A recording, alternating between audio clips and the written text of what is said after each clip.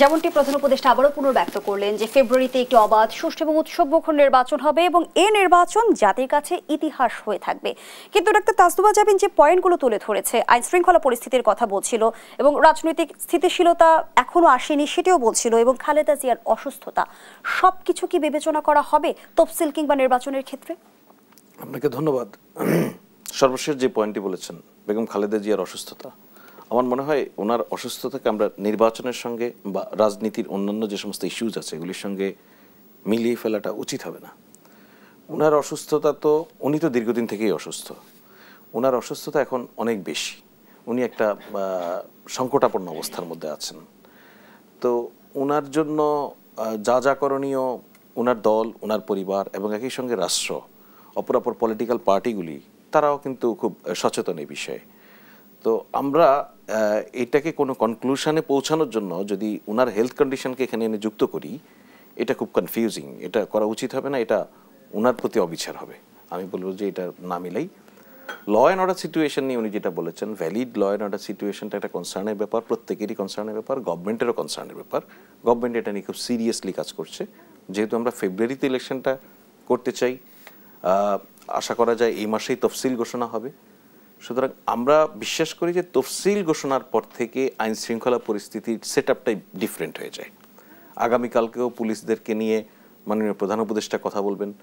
আমরা সর্বোচ্চ তৎপরতা চালাচ্ছি এই জায়গায় যেন শান্তি শৃঙ্খলা এই পর্যায়ে রিস্টোর অলরেডি হয়েছে, এই পর্যায়ে যখন নিয়ে আসা যায় যেটা আগামী নির্বাচনকে স্বতঃস্ফূর্ত এবং উৎসব মুখর, মানুষ নিরাপত্তা বোধ করে এরকম একটা অবস্থা তৈরি করা যায়। কারণ আমরা জানি যে আগামী নির্বাচনকে বানচাল করার জন্য নানানমুখী প্রচেষ্টা কিন্তু রয়েছে। সুতরাং এই জায়গায় সবাইকে, রাজনৈতিক দলগুলিকে তার নিজ নিজ অবস্থান থেকে সচেতন থাকতে হবে। সরকারের যা যা করণীয় আছে, ইলেকশন কমিশন তার যা যা করণীয় আছে সবই করবে। আমাদের সম্ভবত এটা নিয়ে কোনো পর্যায়েই কোনো সন্দেহের অবকাশ নেই, বা কারো সন্দেহ আমরা দেখিও না যে আমরা একটা সুন্দর ইলেকশনের জন্য সব ধরনের প্রস্তুতি নিচ্ছি।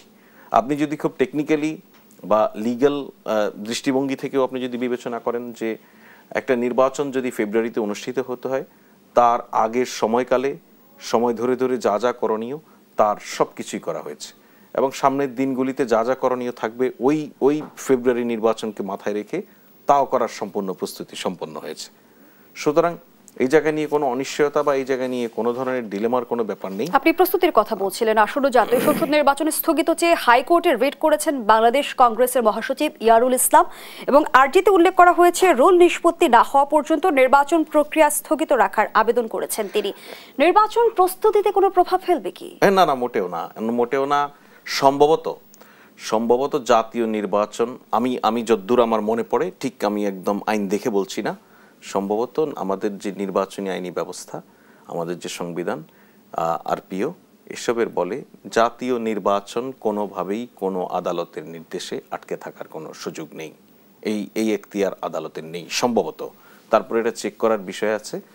আর যে গ্রাউন্ডে উনি রিড করেছেন, এইটা খুবই খুবই খুবই উইক একটা বিষয়। উনি হয়তো রাজনৈতিকভাবে একটু আলোচনায় আসার চেষ্টা করেছেন, ওনাদের রাজনৈতিকভাবে আলোচনায় আসার চেষ্টা অতীতেও ছিল।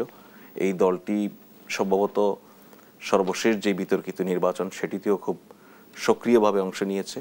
সুতরাং এইটা খুব বিবেচ্য বিষয় নয়। এটা একটা আপনার সিঙ্গেল কলাম নিউজ বা একদম আপনার সর্বোচ্চ টিকার হতে পারে, এটা একটা আলাদা প্যাকেজ হওয়ার যোগ্যতা অর্জন করেনি। সুতরাং এটা নিয়ে মাথা ঘামানোর কিছু নয়, এটা খুব গুরুত্বপূর্ণ বিষয় নয়।